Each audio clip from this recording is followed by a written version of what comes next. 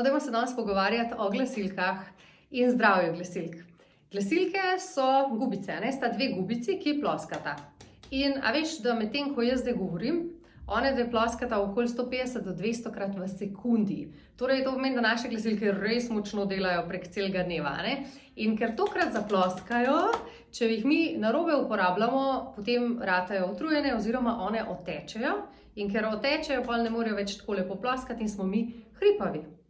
Za zdrav glas mi rabimo, da naše glasilke res lepo ploskajo.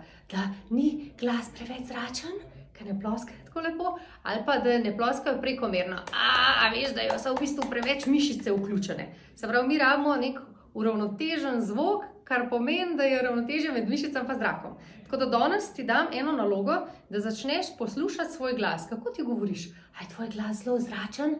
A je tvoj glas zelo napet? V katero smer te vleče? In poskus potem nekako dobiti en tak uravnotežen zvok. Naredimo samo še tole vajo, pejte z mano.